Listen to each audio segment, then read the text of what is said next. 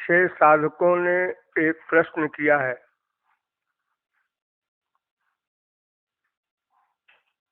मेरा गला बहुत गड़बड़ हो गया है, तो मैं डिटेल में तो नहीं समझा पाऊंगा, संक्षेप में आप लोग समझ लीजिए।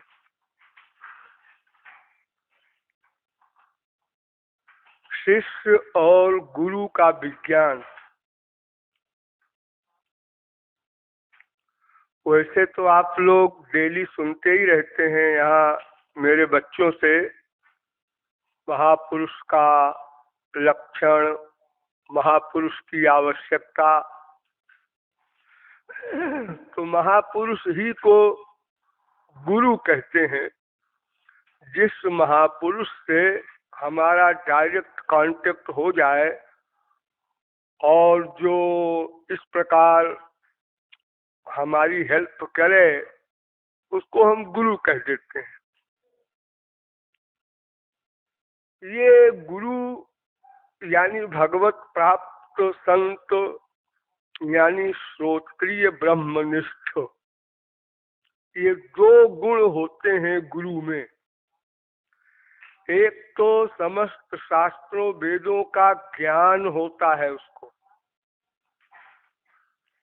वो चाहे अंगूठा छाप हो, लेकिन भगवत प्राप्ति होने के बाद समस्त शास्त्रों वेदों का ज्ञान भगवान दे देते हैं, उसको पढ़ना नहीं पड़ता। तेना श्रुतम श्रुतम भवत्यमतम मत मविज्ञातम विज्ञातम। वेद कहता है भगवत प्राप्ति होने पर समस्त शास्त्रों वेदों का ज्ञान स्वयमेव हो जाता है। तो एक तो ये शर्त वेदों ने बताई है गुरु के लिए कि वो श्रोत्रिय होना चाहिए, और दूसरा ब्रह्मनिष्ठ यानी वो भगवान को प्राप्त किए हो, ऐसा महापुरुष हो, साधक नहीं। साधक तो माया के अंदर में होता है। आज वो अच्छा साधक है, कल को बुरा हो जाए। भावोप्यभाव मायाति कृष्ण प्रेष्ठा पराधतः। भाव भक्ति पर जाकर भी किसी साधक का पतन हो सकता है, भाव भक्ति पर। तो बिना भगवत प्राप्ति के तो कोई चैलेंज नहीं कर सकता कि हम माया से परे हो गए, अप डाउन हुआ करता है। इसलिए भगवत प्राप्त महापुरुष भी हो और शास्त्र वेद का पूर्ण ज्ञान भी हो, क्योंकि हमारी शंकाओं का समाधान कौन करेगा? फिर किसी और गुरु के पास हम जाएंगे? ये ऐसा नहीं हो सकता। फिर यदि वो सचमुच गुरु है यानी भगवत प्राप्त महापुरुष है, तो फिर शास्त्र वेद का ज्ञान उसको होगा ही और हमारी शंकाओं का समाधान वो करेगा ही। तो ऐसा गुरु अगर किसी को कभी किसी जन्म में मिल जाए तो श्रद्धालु जिज्ञासु विरक्त मनुष्य उसको गुरु मान ले। एक एक शब्द पर ध्यान दो, मान ले। यानी शिष्य ने उसको गुरु माना मन से, वो शिष्य नहीं बनाएगा, इम्पॉसिबल। कोई महापुरुष किसी जीव को शिष्य तब तक न बनाएगा जब तक उसका अंतःकरण 100% शुद्ध न हो जाएगा। ये जो ढोंग हमारे संसार में चल रहा है आजकल, ये सैकड़ों वर्ष से चल रहा है, कान फूकने का, चेला बनाने का। 5 साल 3 साल 2 साल 12 दिन के बच्चे के भी कान फूके जा रहे हैं। हमारे देश का ये पतन हो गया। ये जो कान फूकना होता है यानी कान में मंत्र देना, ये मंत्र क्या है? ये भगवान का नाम है। जैसे संस्कृत में हम कह देते हैं राम रामाय नमः, क्लीं कृष्णाय नमः, नमो भगवते वासुदेवाय। ये सब गुरुओं के मंत्र हैं। इनका मतलब क्या है? वही मतलब, हे भगवान आपको नमस्कार है, श्री कृष्ण शरणम मम, एक संप्रदाय का ये मंत्र है, मैं आपकी शरण में हूँ। तो क्यों जी, अगर हम हिंदी में, बंगाली में, पंजाबी में, मद्रासी में यही बात कह दें कि हे श्री कृष्ण हम आपके शरण हैं, तो भगवान नहीं सुनेंगे? वो भी भाषावादी है क्या? संस्कृत में बोलोगे तो हम सुनेंगे? अरे वो तो भावग्राही जनार्दन, वो तो भावग्राही हैं। फिर हम ये गुरुओं से क्या लेते हैं कान में? उनसे पूछते क्यों नहीं, गुरुजी आप क्या दे रहे हैं? मंत्र। कैसा मंत्र? अरे भगवान का नाम। तो भगवान का नाम तो गुरुजी हमारे इंडिया के गधे भी जानते हैं, राम नाम सत्य है, कौन नहीं जानता। यहाँ तो मरने के बाद नारा लगता है, सबको पता है। आप मेरे कान में क्या दे रहे हैं? अरे देखो बेटा, इस मंत्र में अलौकिक शक्ति है। अच्छा ये बात है, ये हमारे गुरुजी के गुरुजी के गुरुजी के गुरु का है। हाँ हाँ ठीक है। तो वो जो अलौकिक शक्ति इस नाम में है, वो अलौकिक शक्ति राम श्याम नाम में नहीं है। अगर आपके द्वारा दिए हुए कान के मंत्र को न जप करके हम हरे राम जपें, गोविंद जय जय गोपाल जय जय बोलें, तो उसमें वो शक्तियां नहीं है। आप गुरु जी को चुप होना पड़ेगा, क्योंकि शास्त्र वेद कहते हैं कि प्रत्येक भगवान नाम में भगवान बैठा है, उसकी सारी शक्तियां निहित हैं। नाम नामकार बहुधा निज सर्वशक्ति तत्रार्पिता नियमित स्मरणे न काला। और अगर गुरु जी कहें हाँ हाँ, और भगवान नाम में शक्ति नहीं होती जो गुरु के दिए हुए नाम में होती है। अच्छा ठीक है, तो फिर गुरु जी दीजिए हमारे कान में। और अगर हमारे कान में दिए हुए मंत्र का प्रभाव हमारे ऊपर न पड़ा, तो फिर 50 चप्पल लगाएंगे गुरु जी आपको। तैयार हो जाइए, पहले से सिर से पगड़ी वगड़ी टोपी ओपी हटा के तैयार होके बैठिए।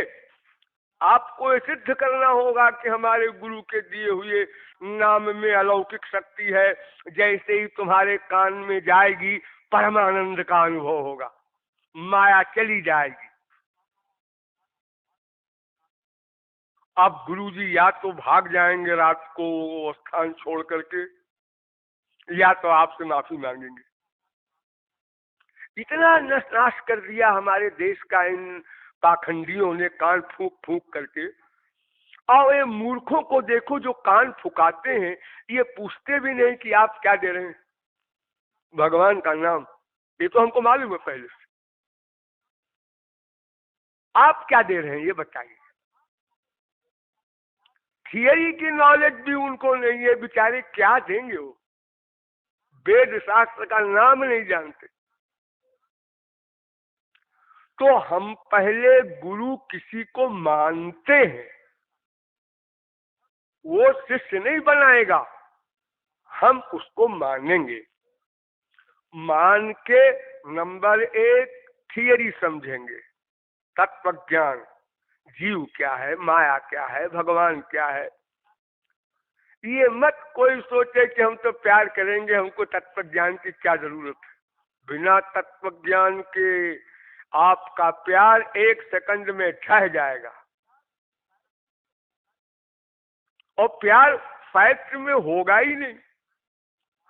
आप लोग इतने यहाँ बैठे हैं, बताइए जब आप पैदा हुए तब से इतने बड़े हुए, आपको क्या मालूम था राधा कौन है?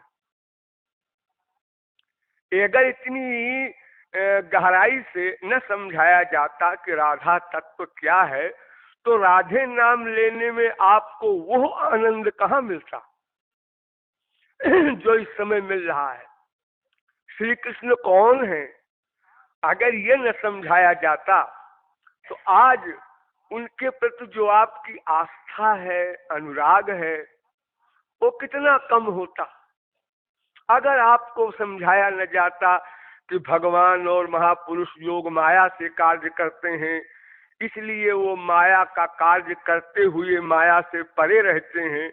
अगर ये फिलॉसफी आपको न समझाई जाती तो आप कहते क्यों जी, शंकर जी को भी माया लग गई, पार्वती को भी लग गई, गरुड़ को भी लग गई, सबको लग गई, तो ऐसी भगवत प्राप्ति को दूर से नमस्कार। हम भगवत प्राप्ति करके क्या फायदा उठाएंगे, फिर तो हमको भी लग जाए। तो तत्व ज्ञान बहुत आवश्यक है।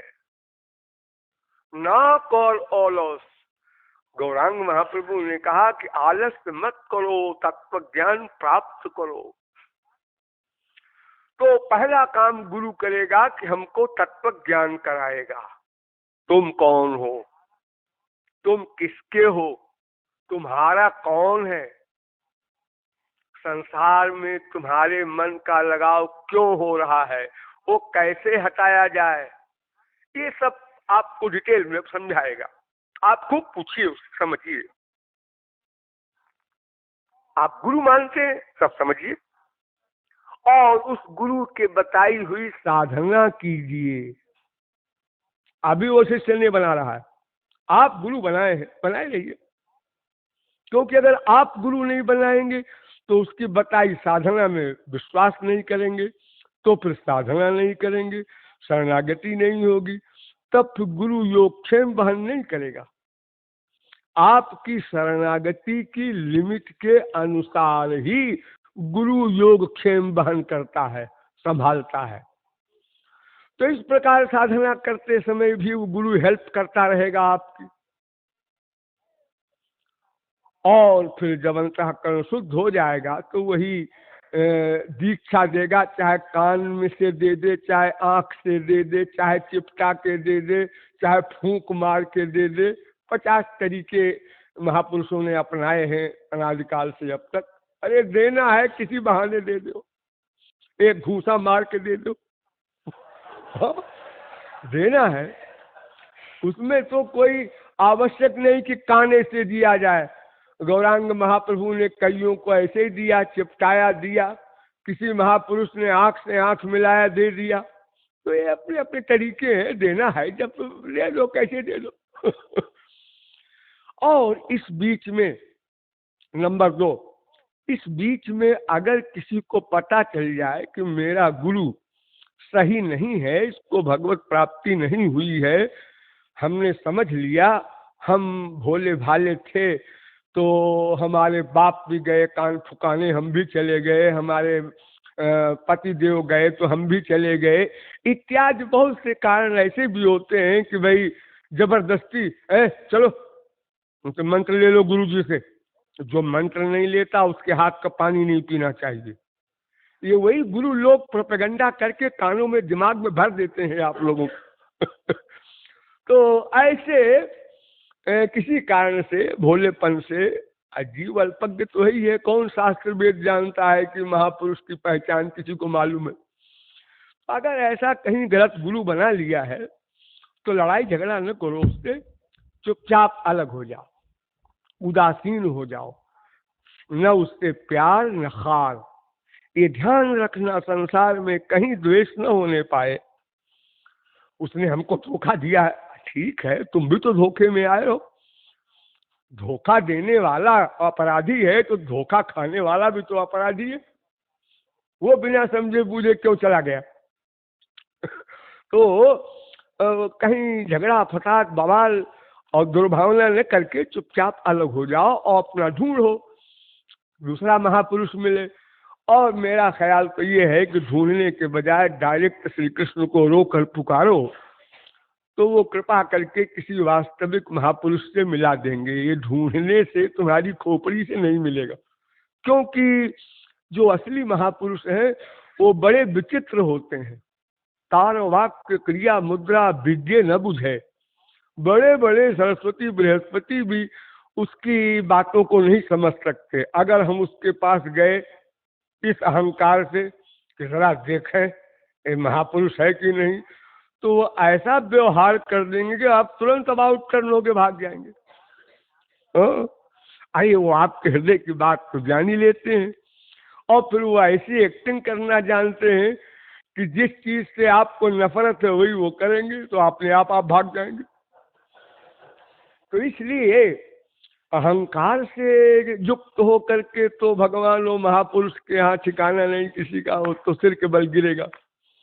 श्रद्धा पूर्वक जिज्ञासु भाव से अगर हम भगवान से रोकर पुकारें तो भगवान के द्वारा कोई महापुरुष जब मिलाया जाएगा तो वो उसका हिसाब ठीक बैठ जाएगा।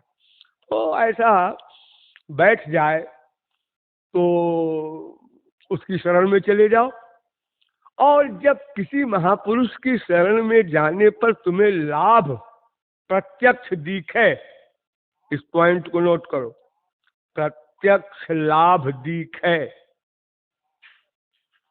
हाँ, हमें तत्व ज्ञान हुआ, हम नहीं जानते थे, ये सब बातें समझा, भगवान में मन लगने लगा, अब संसार से मन हटने लगा।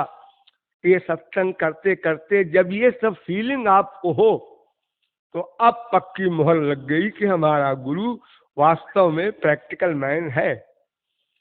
देखो, हमको पता ही नहीं चला, इतना समय निकल गया, भगवत विषय में इतना समय हम दे सकेंगे इस जीवन में ये कल्पना भी नहीं कर सकते थे। हम तो आधा घंटा बोर हो जाते हैं, घर में बैठते हैं तो आधा घंटा भजन नहीं कर सकते। तो अगर दूसरा महापुरुष हमको मिल जाता है और दोनों महापुरुष हैं, तो भी जिस महापुरुष के द्वारा आप साधना प्रारंभ करके चल रहे हैं केवल उसी के पास जाइए, और महापुरुष के पास न जाइए, क्योंकि सारे महापुरुषों का अपना अलग अलग तरीका होता है।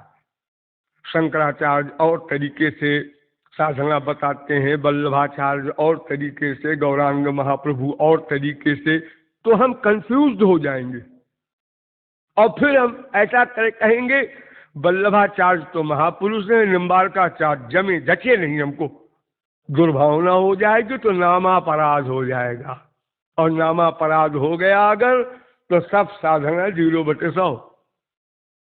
इसलिए अगर किसी को वास्तविक महापुरुष मिल जाए और उससे लाभ हो रहा है तो केवल उसी के निर्देश में वो चले और कहीं न जाए, न कोई संबंध रखे। कुछ लोगों को बीमारी होती है, इस मंदिर में जिसका लेक्चर होगा सबका सुनेंगे, अब उसमें कूड़ा कबाड़ा गधे अंगर खंगर सभी बोलने आते हैं मंदिर में, और सबका सुनने जा रहे हैं, और सुन सुन के ये बेवकूफ कुछ नहीं जानता। तो तुम सुन करके गाली देने गए थे वहां? जब तुमने समझ लिया क्या करना है तो अब सुनने क्या जा रहे हो? अब तो करो, साधना करो, उससे लाभ होगा। सुनना तो मक्कारी है, समझ लेने के बाद। समझने के पहले सुनना आवश्यक है, ठीक है, लेकिन समझ लेने के बाद तुम जाओ सुनने तो जो वास्तविक महापुरुष नहीं होगा वो ठीक ठीक बता ही नहीं सकता, गड़बड़ करेगा वो जगह जगह। और जो गड़बड़ सुनोगे तो क्योंकि तुमने ठीक ठीक समझा है इसलिए तुम्हारी दुर्भावना होगी उसके प्रति, और दुर्भावना हुई तो तुम्हारा नुकसान हो गया। वो तो जो है सो है, तुम अपना नुकसान क्यों करते हो? इसलिए ये भाग दौड़ रस्म रिवाजी प्रोफेशनल जो हम लोग क्या करते हैं तमाम जीवन भर, जो ही पंडित जी आए, जो ही बाबा जी आए, नमस्ते नमस्ते, हाँ पंडित जी बोलिए बोलिए, बोले वाह वाह वाह, ये जोकरी जो हम लोग करते हैं तो करते करते जीवन बीत गया, एक नहीं अनंत, इससे कुछ मिला नहीं और अपराध कमाते जा रहे हैं।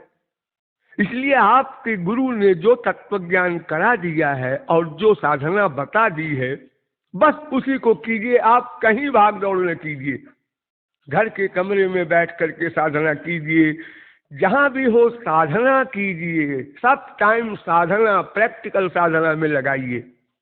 और अगर कोई बात कभी भूल गई हो, न समझ में आई हो, अपने गुरु से पूछिए, यहाँ वहां न भागिए। नहीं तो संशय पैदा करा देंगे लोग, और संशयात्मा विनश्यत, संशय हुआ कि जीव का पतन हुआ। इसलिए यद्यपि शास्त्रों में ऐसा सिद्धांत है कि आप 50 गुरु चेंज कर सकते हैं, वास्तविक महापुरुष अगर आपको 10 मिल गए तो आपने एक महापुरुष को छोड़ा, दूसरे महापुरुष को पकड़ा, तीसरे महापुरुष को पकड़ा, लेकिन दुर्भावना कहीं न होने पाए, ये शर्त है। तो आप 1000 गुरु कर सकते हैं, कोई प्रतिबंध नहीं है।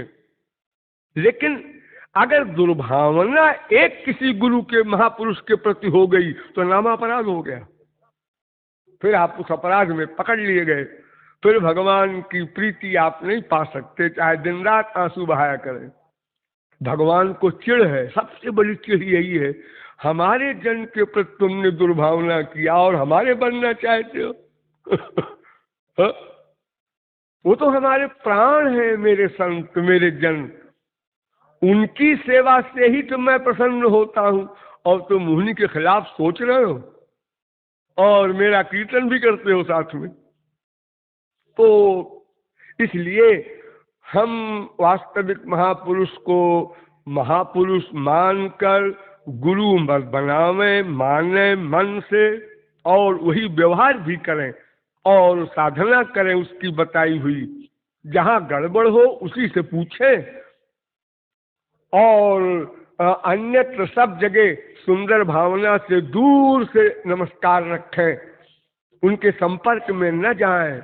वो महापुरुष है कि नहीं, एक तो ये डाउट, और अगर है भी और उनका तरीका कोई और है और उस तरीके से हम साधना करना चाहें तो फिर 4 दिन इधर जाएं, 4 दिन उधर जाएं, 4 दिन उधर जाएं, तो बस इसी में हमारा जीवन समाप्त हो जाएगा। हम क्या पा सकेंगे। और अगर कोई एक महापुरुष को छोड़कर दूसरे महापुरुष की शरणागति स्वीकार करता है तो ये न सोचे कि पहला महापुरुष नाराज हो जाएगा। अगर वो महापुरुष है सचमुच तो कभी नाराज नहीं होगा। महापुरुष तो केवल ये चाहता है कि प्रत्येक जीव मेरे श्याम सुंदर से प्यार करे, वो मेरे पास आके करें या मुझको गाली दे के करें, इसमें भी मैं खुश हूं। ये मेरे प्राण वल्लभ से प्यार करें, हर महापुरुष, वास्तविक महापुरुष ये चाहता है। ये तो बाजारू जो व्यापारी हैं, वहां चले गए हैं, तुम्हारे गुरु के पास कमी थी, ये गाली गलौज और तुमको सांप दे देंगे, ऐसे बोलते हैं। इनको तो चप्पल से पिटाई हो तब हमारे संसार में बंद होगा पाखंड। ये जो इतनी बड़ी मक्कारी करते हैं, ये लोग डराते हैं शिष्यों को, तुमने गुरु का अपमान किया है, ऐसे बोलते। तो डरना नहीं है इन सब बातों से। हाँ, किसी की निंदा, बुराई और दुर्भावना इससे अलग रहिए। अपने मन को वहां से हटा के जिस गुरु से अधिक लाभ मिल रहा है वहां लगा दीजिए और अपने लक्ष्य पर चलते जाइए। ना कोई गुरु रुष्ट होगा, और अगर गुरु नहीं है, वो पाखंडी है, तो रुष्ट हो, अपना सर फोड़ ले, आपका क्या बिगाड़ेगा। आप तो उस महाशक्ति के शरण में जिसके लिए दुर्भाषा वगैरह ने हार मानी है अम्बरीश के लिए, इसलिए आपको डरने की आवश्यकता नहीं है। तो इस प्रकार शिष्य गुरु संबंध बना करके जब हम साधना करते करते अंतःकरण शुद्धि की अवस्था प्राप्त कर लेते हैं, तब वही गुरु हमको दीक्षा देता है। अब दीक्षा का नंबर आया। जैसे आपके घर में आप सब फिटिंग कर लीजिए, बिजली की, तार की, बल्ब लगा लीजिए, सब ठीक ठाक कर लीजिए।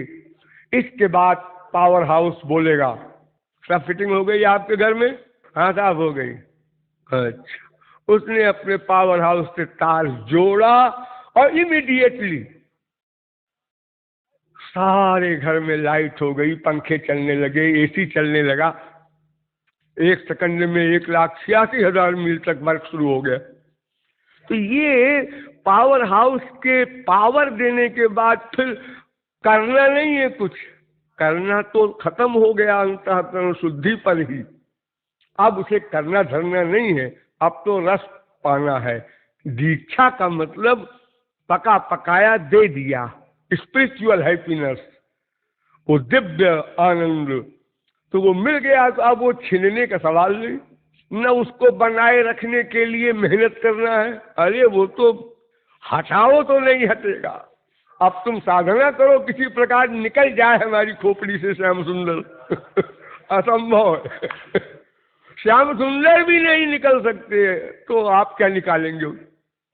वो जो आ गया वही नहीं जा सकता है, सर्वसमर्थ हो करके भी। जो सूरदास इसीलिए तो कहते हैं, हृदय से जब जाओगे मर्द बदोंगो तो ही। बड़े तुम परम पुरुष बनते हो, मेरे हृदय से निकल जाओ, हम हार मान ले।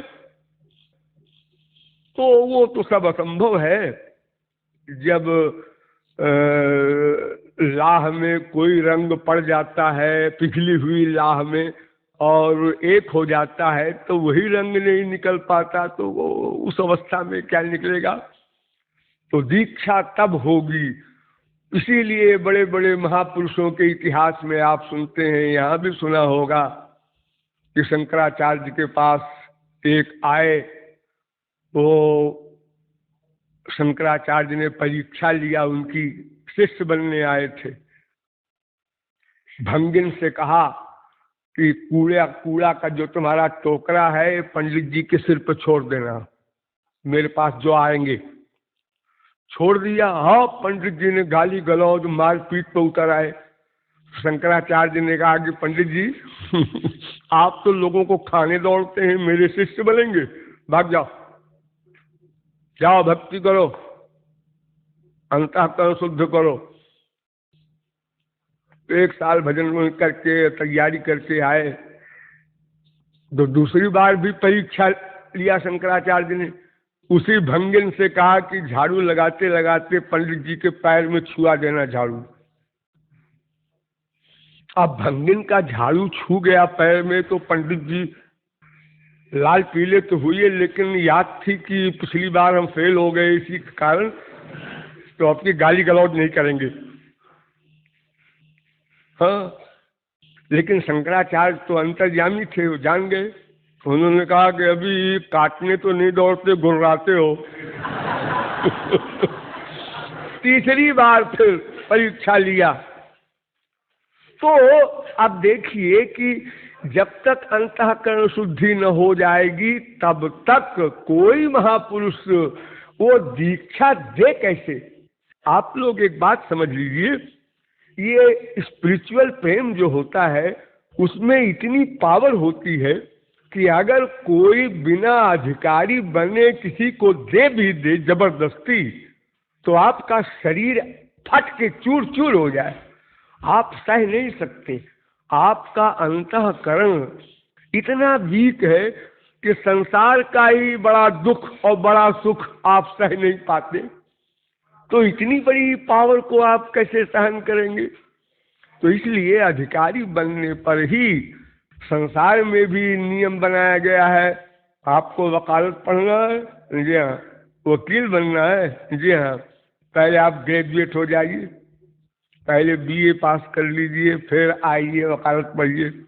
डायरेक्ट पढ़ा दीजिए ना हमको पहले वकालत, क्यों फालतू हम 18 साल की ये एक्टिंग करें? नहीं नहीं, इम्पॉसिबल, ऐसा नहीं होता। दुनिया में भी हम अधिकारी बन करके ही किसी चीज का असली लाभ ले पाते हैं। देखो, एक पहलवान एक मुक्के से दिन भर ऐसे ऐसे मरवाता रहता है अपने शरीर में, लेकिन अगर वही हाथ तुरंत के पैदा हुए बच्चे के ऊपर कोई मार दे तो एक ही हाथ में वो 0/100 हो जाए। भाई अभी तो माँ उसके ऊपर धीरे से पोले पोले हाथ चलाती है। 4 साल 3 साल का बच्चा हो जाता है तब भी धीरे से मारती है, ध्यान रख करके। जोर से मार दे तो कहीं आँख फूट जाए, कहीं कुछ हो जाए। हाँ? तो इसलिए वो सब बात की बातें हैं। अभी तो हमको किसी वास्तविक महापुरुष को अपनाना होगा जिससे हमारा अधिक लाभ हमारे अनुभव में आवे, और बाकी जगह हमें त्यागना होगा, लेकिन वहाँ द्वेष न होने पाए और जो राग अभी तक था वो भी छूट जाए, न प्यार हो न खार हो, चुपचाप अलग हो जाओ।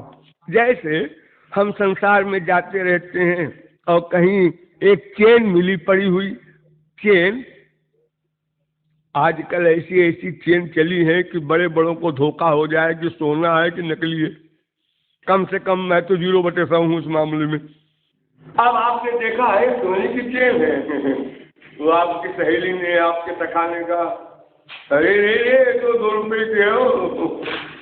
अच्छा अच्छा, अब आप तो लापरवाही, आप जानते नहीं उसके अलग हो।